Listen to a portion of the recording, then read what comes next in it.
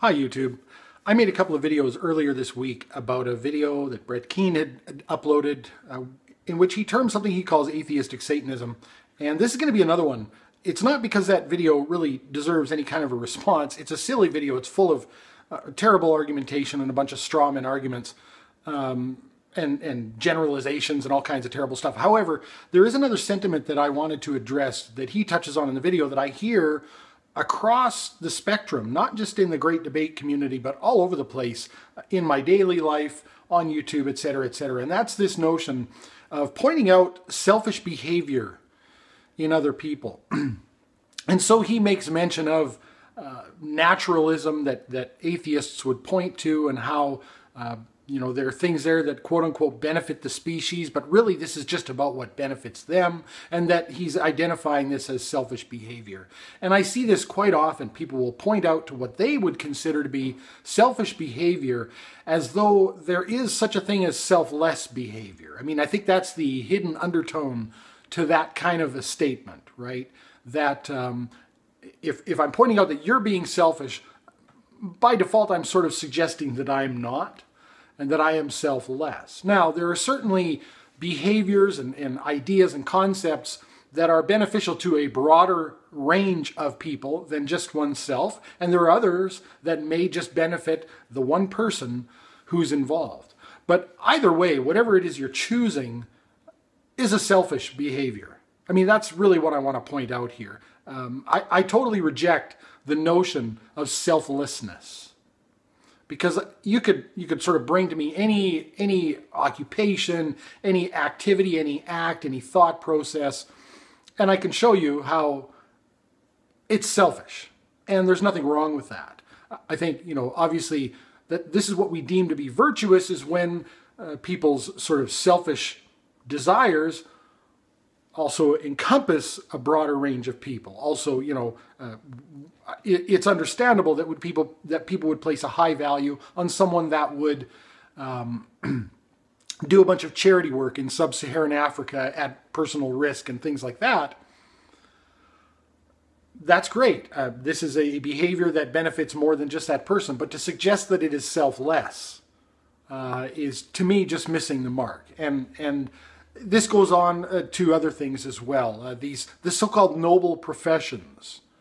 I think that this is something that people kind of hide behind a little bit, give themselves a little bit of an extra ego boost to almost put themselves on a pedestal, as though, well, I am doing this honorable thing, when ultimately, of course, they would be doing it regardless because it's what they want to do. There is an emotional payoff, even if there is a physical cost. And even if there's an emotional cost, there's an emotional payoff somewhere in there that makes that activity still selfish. And there's nothing wrong with that, because I think part of the flip side of that, the flip side of saying, there's selfishness and selflessness, and if you're being selfish, that's to be demonized, that's to be thought poorly of, and if you're selfless, well then this is an honorable thing. The flip side of that as well is the demonization of self-centeredness, of actually thinking about oneself, about honoring oneself and one's wishes and desires and dreams. And in some ways this goes along with, equality movements and things like that. Much similar to a video I made recently about individuality. And I think that I can only be, of course, the best person for the people that surround me and need me and depend on me if I'm content and if my needs are looked after. And I think it's wrong to demonize that introspective self-preservation and self-care. I personally know people. I'm reluctant to say who they are because I have family members that watch this video, but I personally know people who are the type that do for everyone else. They are what you would classify as the selfless person. They're always honorable. They're always thinking of everyone else. Of course, they're getting some sort of an emotional payoff from that. So it's not completely selfless, and it may even be a dysfunctional payoff. It could be that this nurtures a sense in them that was instilled in them from a very young age, that they can only be accepted when they are doing for others. And so this is their way of gaining that acceptance, which is still a payoff, but it may not be the healthiest payoff.